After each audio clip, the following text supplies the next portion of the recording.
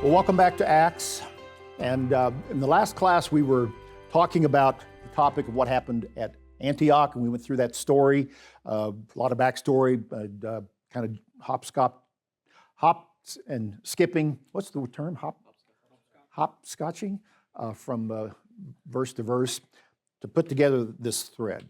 And we could talk even longer about this. This is, you probably can figure it out, one of my favorite parts of Acts, but just about every part of Acts is one of my favorite parts. So that's why it takes longer to get through it every year. But let's go back and let's kind of summarize what we've talked about. And again, with what it means as we look at this congregation that starts up in Antioch.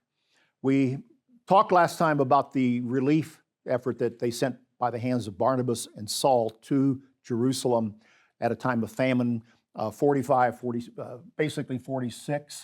AD, and to help stave that off, and it generated good vibes from the church. So one thing we can see about this group of largely, essentially Greek Christian church that is in Antioch, probably some Jews as well, but it's in this huge Greek metropolis. They were a giving church. They responded to the needs of their fellow church, which was largely Jewish, at Jerusalem. That's huge. That's huge in the ancient world. It's huge even today, but it sets an example for us. And where, they were saying, we're all in this together. We're all one body. We're all one family by what they did. And they sent it up with Barnabas, who'd been sent down to check out the happenings there, and Saul, who'd been a persecutor of the church.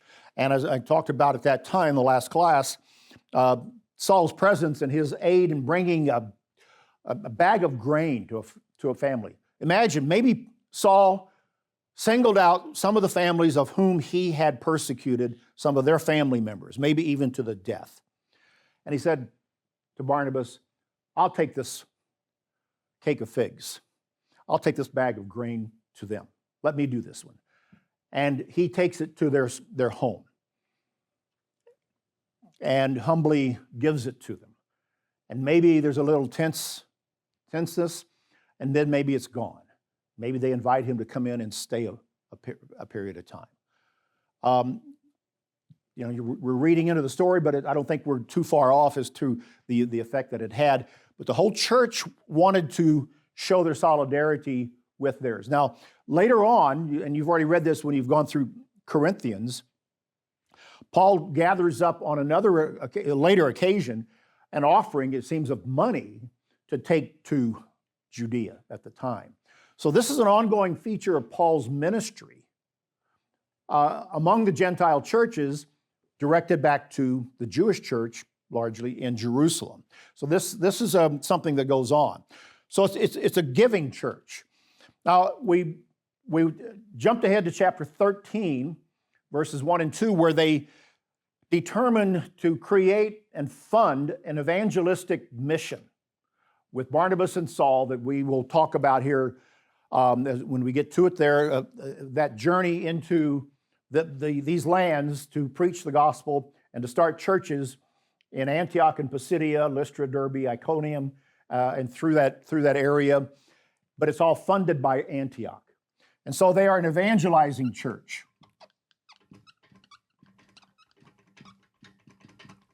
All right, so they're mission-oriented, we would just say today. They don't want to just rest on their own laurels. They've been evangelized by these disciples that went up after the death of Stephen and the scattering, and they want to share that now with their fellow Gentile churches, so they send Barnabas and Saul out to that, and they fund it. They fund it. Travel in the ancient world, understand, took a lot of money. It takes a lot of money to travel today. It's not cheap unless you do the points thing and get points and free air miles and hotels and things like that. But still, you got to spend some money. In the ancient world, the travel was either on foot, on a donkey, maybe on a horse. But if you had a donkey and a horse, that gets into money because that donkey and horse has to be fed hay, straw, grain, and you got to buy it to begin with. wherever you start out, or maybe a small cart that you kind of latch onto, or they actually did have small coaches in the Roman world, kind of like the stagecoach of our American West. Not quite like that, but holding 2, 4, 6 people, somebody on top driving it, et cetera. They had coaches like that and a system, but you didn't have Holiday Inns. You had inns, and if they were open, they were usually dirty. By dirty, I mean full of lice. Shared a bed with lice. I mean, some of the stories that you read about from that period of time, there's a story, it's an apocryphal story of the Apostle John staying in some decrepit inn in the time of the first century, and he commands the bed bugs to leave his room, and they all march out. And then the next morning, they all want to get back in. It's an apocryphal story, meaning it didn't happen, but they ascribe it to the powers of John to command even the bed bugs to leave his room. But it tells you the perils of staying in an inn in the ancient time, if it was even open. And the quality of food, it was all kind of sketchy, let's just put it that way. But they had them. You can read about them from some of the ancient texts. The point is, it took money. And, they could only carry with them a certain amount of food for, 2, 3 days, and then they'd have to replenish it, which meant they had to find a market to do all of this. And so the church in Antioch funded this. As we'll see, when Paul and Barnabas finish their first trip, they come all the way back to Antioch, and they give a report of what happened, which is logical. You go back to your funding source, and after a couple of years, you give a report. We did this, spent this, and here's an accounting. You give an accounting. Now, there's one other thing that we are going to see, and it is at the end of chapter 14. And it's the prelude to the story of the Acts conference in chapter 15, where they decide circumcision. Because what happens is certain Jews come down from Jerusalem to Antioch, troubling them, that saying, you got to be circumcised, Greeks, to be fully a member of the church. And they basically say, no, we don't. We're bona fide, card-carrying, on the computer. We're getting the church newspaper type member, okay? Got the holiday offering envelope right here, green, so I'm a church member. And they say to Barnabas and Saul, please, go down to Jerusalem and get this solved. And they do. And that's the story of chapter 15 we'll get to. But it tells you something about the church in Antioch. They wanted to be doctrinally connected. So doctrine is important to them. Doctrinal unity. I'm running out of ink here, so I have to switch to red. So you got 3 things. They were a giving church, they were a mission, evangelizing church, and they wanted doctrinal unity. Now that speaks to how much they were a part of the larger effort of the church, which speaks to, again, the need for unity in the church today, that we had that. We don't have that completely. We got all different fellowships and churches of God, and this church of God, and that church of God, and this and that. And as we've had discussions as to why and how that happens. And I don't have the answer for the future. Why can't we all get along? I'll leave that in God's hands and Christ. He's the head of the church. He knows what he's doing. But if we can take a lesson from the church in the story in Antioch, when they wanted the issue of circumcision resolved, they were seeking unity of teaching. And that's important. So a church, these are qualities that we would bring into our church life today. We need to be doctrinally together. We need to be mission-oriented, and we need to have a giving spirit. Internally and among ourselves, and even to our communities where we can make a difference in serving in some type of a project or activity in the wider communities where we might live. And so keep that in mind. This is the church at Antioch and what is going on. And it's a Gentile church. God's Spirit was moving through them, working all of this out. Thankfully, they sent the right man, Barnabas, down there to discern God's Spirit working with them and what was happening. And so we'll kind of return to it when we discuss again the first mission, first trip of Paul, but that's what happened at Antioch, and a lot happened. Sorry, I didn't, for those watching this online, I'm sorry I didn't get all this into one lecture, but at least we've got it all covered here. Now, let's go on to chapter 12 and open a new story and a new episode here as Luke tells it. And if, where am I going? I'll just start over here in this corner right here, and it's in red. So we are at 44 AD. 44 AD is this particular story here that now opens up. Okay? It's an interesting story. It says in verse 1, at about that time, and so it's 44. And look at this, as Luke tells it, it's an inset within this other story that we just told that covers from about 44 to at least 45 into 46 possibly, and even a little bit further than that with the story at Antioch. Herod the king stretched out his hand to harass some from the church, and he killed James, the brother of John, with a sword. This is not James, who was the brother of Christ, but it's James, the son of Zebedee, brother to John. He kills him with the sword. Because he saw that it pleased the Jews, he proceeded further to seize Peter also. This is taking place now in Jerusalem. And it was during the days of unleavened bread. So here we have a marker. We had Pentecost in the second chapter, a marker of a holy day. The church was together. They received God's Spirit. Now we have a second reference to a holy day in Acts. It's not the last, but now it's the days of unleavened bread. Now it's, Luke uses it as a marker to his audience. It's not in the context of observing the holy days like you find in, let's say, 1 Corinthians 5, for example, but because he's using this as just a time reference, time stamp. But it's a unique time stamp that marks us that it's understood, it's a part of the church life, and we see that from other references in the New Testament as well. But this is when it happened, during that Passover unleavened bread period of time. When they arrested Peter, they put him in prison and delivered him to 4 squads of soldiers to keep him, intending to bring him before the people after Passover. And so he's going to wait till after the Passover season, and there's kind of one of these references here to Passover extending beyond the event on the 14th day of the month to that whole period, which includes unleavened bread. We discussed that on the doctrinal study that we did of that. But the obvious implication is he's going to kill Peter too, because it pleased the Jews. Now that statement tells us a lot. The antagonism between the Jews and the church is still strong. These followers of Christ is still strong.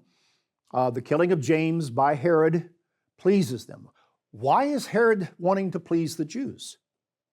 And who is this Herod that we're talking about, as it is mentioned here? Because it just says Herod.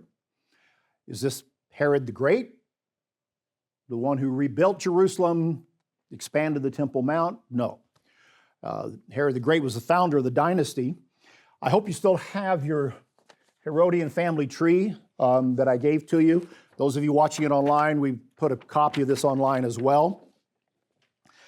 And for the class, it is important that you know the Herodian tree as it applies to the story of the Gospels and the New Testament. So expect a question at some point on some test that I give you to reflect your knowledge of the Herods that are mentioned in Scripture and to get them all straight. They can be confusing. This is Herod Agrippa that is referenced in chapter 12. He is the grandson of Herod the Great, and your Herodian family tree shows how they were all connected. We'll have 2 different Herods in the story of Acts, and this is the first. So we'll focus on him, but we want to put him within the context of the Herodian family tree. And so he's Herod Agrippa, and you will see him on your map all the way over midway down on the left at point 9. King Herod Agrippa I, who executed James, the son of Zebedee, and imprisoned Peter before Peter's miraculous escape. So he's the grandson of Herod the Great. Herod the Great founds the dynasty, is appointed a king by the Romans. He's the king of the Jews from 37 to 4 BC. 4 BC is the accepted date for the death of Herod the Great. Sometimes that's disputed, but that's the general accepted year, 4 BC, when he dies. And his kingdom goes to his 4 sons, who are mentioned there: Herod Antipas, Herod Archelaus, Herod Philip, and Philip the Tetrarch. But then we're focusing here on Herod Agrippa, who is a grandson. And so we're at the year 44 AD. And let's go ahead and read through the story. We'll come back, and I want to tell you, when we talk about his death, we'll talk about some of his background to get to this point. But let me give you just a little bit. He is a grandson who has a meteoric rise to the position that he currently has, where he's governor of Judea, Galilee, and 2 or 3 other regions, in the area of the land that were part of Herod's old empire. And the reason he has got so much at such a short period of time is because when he was younger, he had been sent off to Rome. And there he came under the tutelage of the Emperor Tiberius. All right? The Emperor Tiberius. So I'm going to have to erase some of this here. I hope that, Rish, you took a snapshot of this. Well, so be it.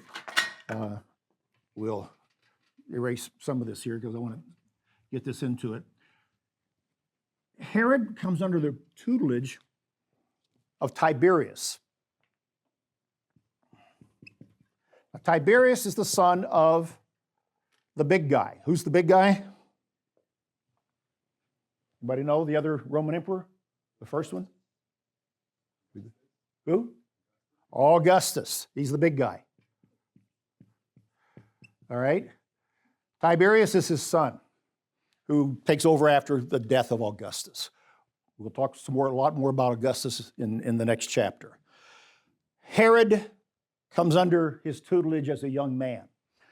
And Tiberius has a son named Caligula. Caligula becomes the 3rd Roman emperor. You need to know this. I gave you a sheet, this one here, the Roman Caesars during the New Testament period. Don't lose that, because you will need to know the pertinent emperors in order that pertain to the Gospels and the New Testament setting.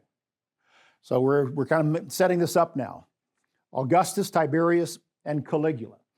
Herod becomes a very good friend of Caligula as a young man. Caligula is the Prince of Wales of the day. He's in line to take over. But Tiberius won't die. Tiberius won't die. And one day, Herod and Caligula are riding around the island. Guess which island they're riding around on? South of Rome, out of the Bay of Naples. Yes, Capri. They're on the island of Capri. Capri was Tiberius's pleasure palace. We won't go into that. But they were riding around, Caligula and Herod. And Herod Agrippa makes the comment here. He says, boy, I wish the old man would kick off so you, Caligula, could become emperor. A servant hears that, reports it to Tiberius. Herod is in trouble. Treason. He's kind of put in hock, kind of house arrest for a period of time. And yet he comes out of it. He gets out of it. And eventually Tiberius dies. They think he dies of natural causes, but every death of a Roman emperor is always suspect. And now Caligula becomes emperor, and he makes his friend Herod Agrippa the king back in Judea and Galilee. Real quick like. All right? Now, Caligula doesn't last very long because he's kind of a really strange guy. He does all kinds of things. He makes the story, one of the stories is he makes his horse a member of the Roman Senate.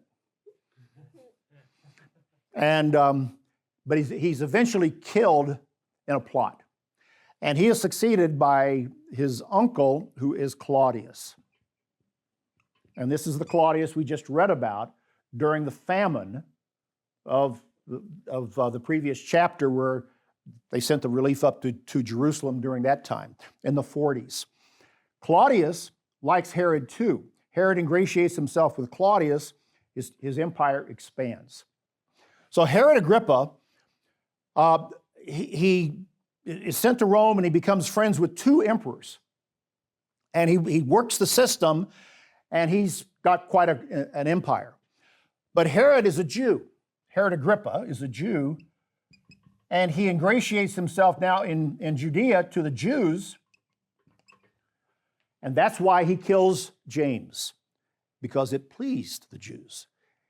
And any good governor, king of the Romans in Judea at this time, they want the goodwill of the Jews because that will keep them from rioting and upsetting the order of things, and therefore upsetting the order, even their political position. And so it's a delicate balance. That's why he kills James, in order to ingratiate himself to the Jews. But it's evidently right at the time or before Passover, and so in order not to desecrate the Passover, after all, they do have their principles, right? They will kill somebody, but they won't kill them on a holy day or during the holy season. You know, everybody's got to have their principles. So he's going to wait. He arrests Peter, and he's going to wait till afterwards. And that's the setting a bit of the setting for the story here. I'll come back. We'll talk a little bit more about this episode on Capri when we come to the death of Herod here. So let's get back to the text. Peter's in prison, verse 5 of chapter 12. Peter was therefore kept in prison, but constant prayer was offered to God for him by the church. Here's what's happening at this moment. Look at it this way. The beast is stirring. Rome is the fourth beast of Daniel 7, remember? Fourth beast, the fourth part of the image of Nebuchadnezzar in Daniel chapter 3, 4, or 2? 2, right. Daniel chapter 2, Nebuchadnezzar's image. And Rome then is the beast. The beast is stirring. Remember in chapter 7 and verse 1, Daniel sees this vision of the sea churning and churning and churning, and these beasts, and 4 of them rise up out of the sea, one at a time. Well, the beast is now turning its attention on the church. They killed James. Now, the church doesn't have an army.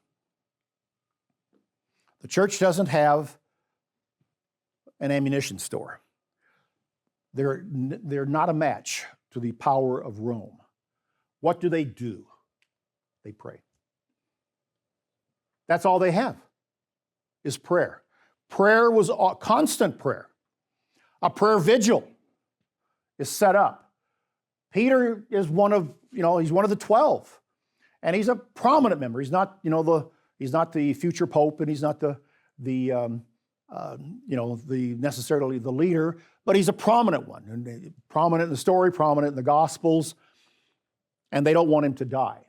They're beseeching God for his life. Sometimes the church has to get into a mode of constant prayer. We pray for individuals who are sick, don't we? We have our prayer requests, and congregations, and people will fast and pray, and we beseech God's mercies for our family, ourselves, our beloved church members. and for other trials that come up. Prayer is the only thing that we have in the church. But they're employing it well. And so here's what happens, verse 6. When Herod was about to bring him out that night, Peter was sleeping, bound with 2 chains between 2 soldiers. And the guards before the door were keeping the prison. This is there's been a previous prison episode with Peter when he was imprisoned by the Jews in the temple, and he got let out there. And so, behold, an angel, verse 7, stood by him, an angel of the Lord, and a light shone in the prison. And he struck Peter on the side and raised him up, saying, "Get up quickly, arise quickly, get up." It's quite a jolt for Peter, obviously. You wonder why he's even sleeping, but he did. I mean, I think if I were found myself in jail,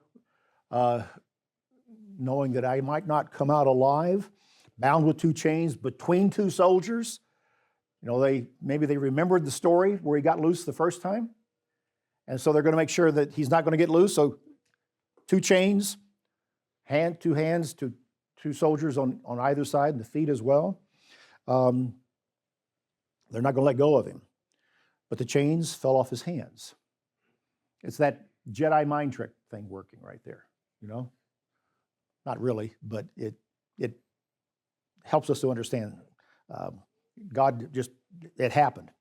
The angel said to him, "Gird yourself, tie on your sandals." And so he did. And he said to him, "Put on your garment and follow me." So he went out and followed him, and did not know what was done by the angel was real, but thought he was seeing a vision. So he's kind of in a dreamland here, half awake, half still sleeping perhaps, or at least in his mind, thinking he was seeing a vision. When they were past the first and the second guard posts, they came to the iron gate that leads to the city, which opened to them of its own accord. And they went out and went down one street, and immediately the angel departed from them. It begs the question of where were the other guards to get out beyond the first and second guard posts here? Well, again, it's that mind trick that God just blinded them, likely if they weren't asleep, and he comes out, walks down the street, and then poof, just like that, the angel departs from Peter, from his presence. And it says, when Peter came to himself, he said, "Now I know for certain that the Lord has sent his angel and has delivered me from the hand of Herod and from all the expectation of the Jewish people." And so he's awake, he's fully understanding what's taking place. Verse 12 says, when he had considered this, he came to the house of Mary. So he goes in search of one of the well-known locations where the church would be. Mary, the mother of John, whose surname was Mark, where many were gathered together praying. Now, this is John Mark, whom we're going to see more about. He will be a companion with Paul and Barnabas on the first trip that they make, going through all these churches here, and he has an interesting story. But he's also the same Mark who writes the Gospel of Mark. And so Peter comes to his mother's house. Now, this is an example. Remember when we read earlier of the disciples selling their possessions, having all things in common. This tells us that not everyone sold everything, and that the way to understand what is said there is not to think that they just had a completely communal, socialistic existence in the early church. That's not how it went, because Mary's got her house at this point, and it is a hub for gatherings of the church, telling us that it's large enough for that purpose. Probably had an outer, a wall around it, maybe an outer courtyard and an inner courtyard, maybe 2 levels of housing within. So it was more than just a small 1-room or maybe 3-room single-level house. It was probably larger, with a courtyard and outer gate, as we will see. Because verse 13, well, it says, they were gathered, many were gathered there praying. So this constant prayer, it seems, then would go on through the night. Peter's asleep, remember. We're not given the exact hour of his sleep when he's awakened by the angel, but let's assume it's after midnight. We can assume any hour, I suppose. But what he finds is the church is still gathered, they're still praying. And he comes to, there. Peter knocked at the door of the gate.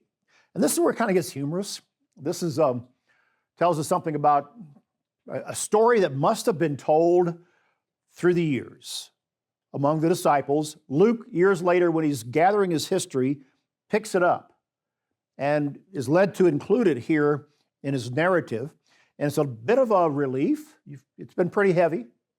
You know, James gets killed. Peter's in prison. He injects a little bit of levity in the narrative at this point, which is always good.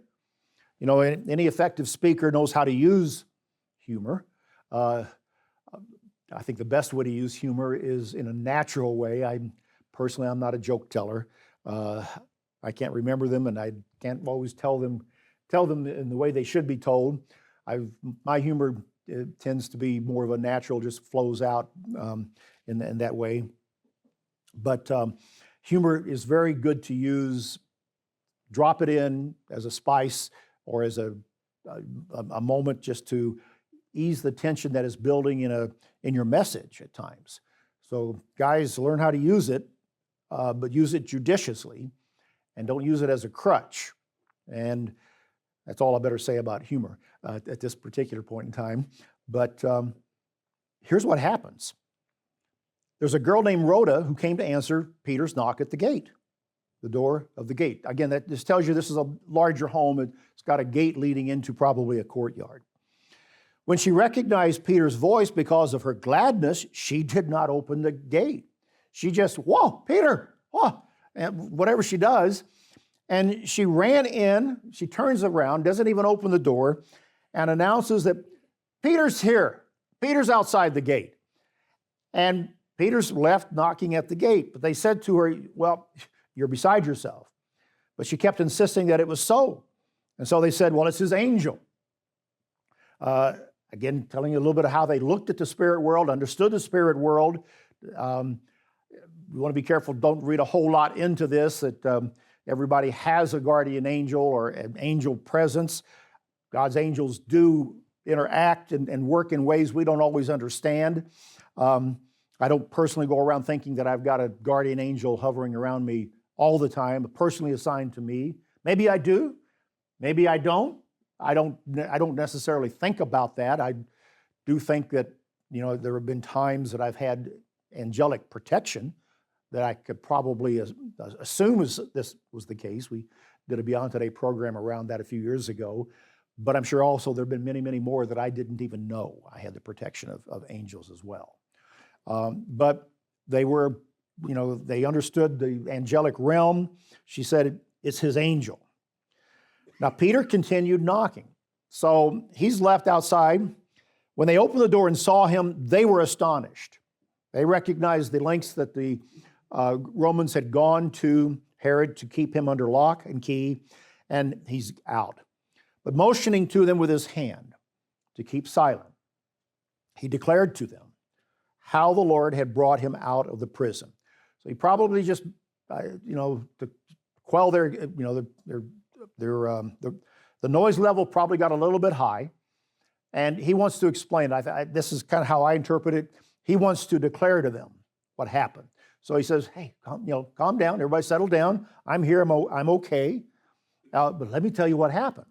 So he tells the story. And he tells them, go tell these things to James and to the brethren. And he departed and went to another place. And so maybe he wants to be on the move. Maybe he doesn't want to get caught again. Maybe he thinks that they'll come to that house as a first place. But he goes to another place. Then as soon as it was day, there was no small stir among the soldiers about what had become of Peter. Naturally so. To lose a prisoner in that day and time, you your life was in danger. And so their life was on the block. He examined the guards, and he commanded that they should be put to death. They made search for him, could not find him, and he pronounces death upon them.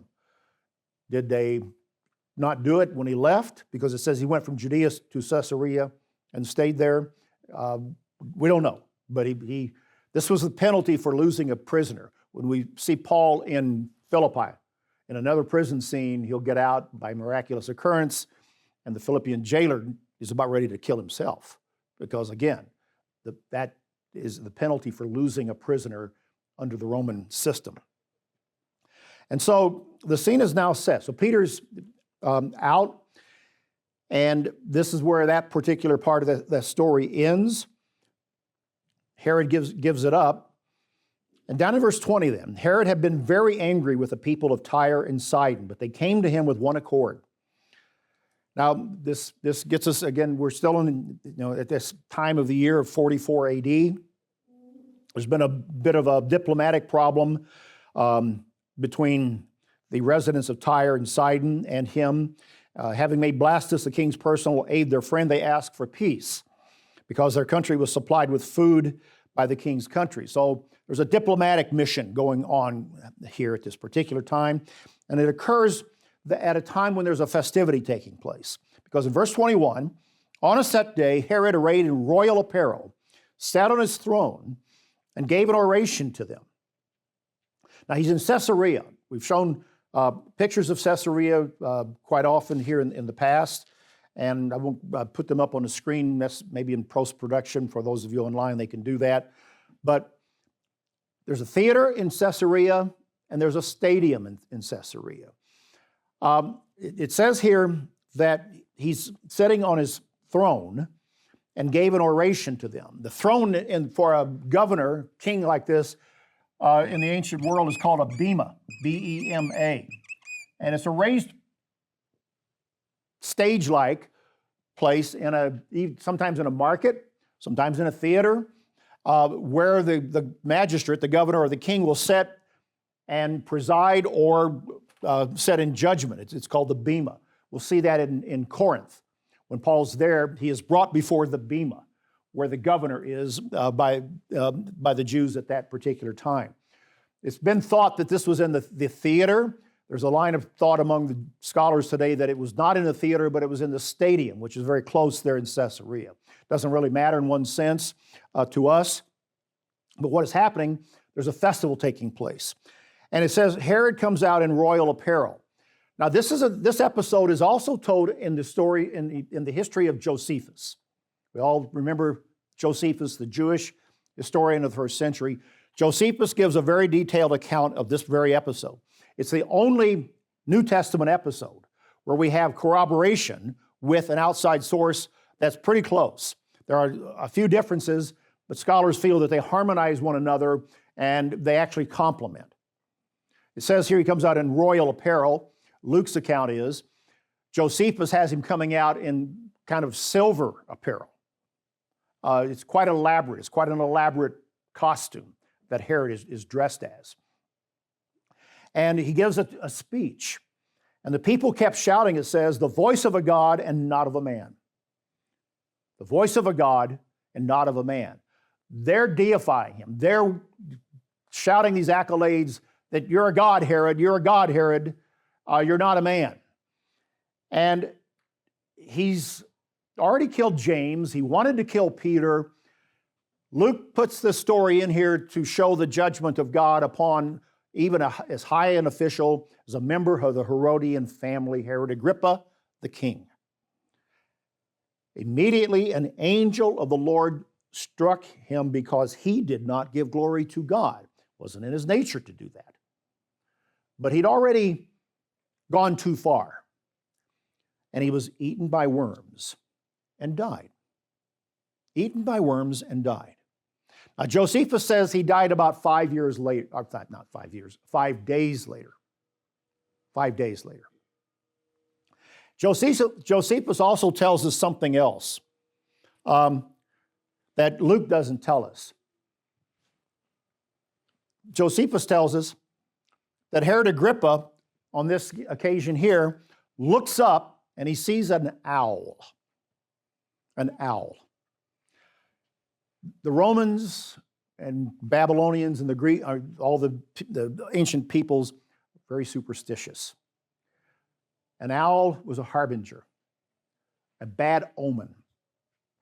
When Herod, remember I told you that he had been put under house arrest when he had said to Caligula, I wish the old man would die, and he's reported by a servant, and he's put under house arrest. He comes out, but he sees an owl at that time, and he is told by some Roman seer, if you ever see an owl again, it's going to be bad news, curtains for you. This is how Josephus tells the story. And so Josephus says that in this account now in Luke, when Herod is acclaimed as a god, he sees an owl. And he knows, because of that omen told years earlier, that this means he's going to die. And he basically tells his everybody around him in his court, that I'm done for. This is it. He dies, according to Josephus' account, 5 years later, or five days later. Eaten by worms, a cancer, whatever it might be, he dies. And he didn't give glory to God. You know, a human ruler can overstep their bounds. And we see this is a lesson for that and help us to understand. I could, we could speculate where has God done this at other points in human secular history? I'm sure he has. I have one in mind that I don't have the time to tell today, but maybe we'll tell that at another time, of more recent times where a leader was struck down, and I sometimes wonder if God did not have a hand in that because of certain things. But we'll save that. Remind me before the year's out. I might tell you what my theory on that.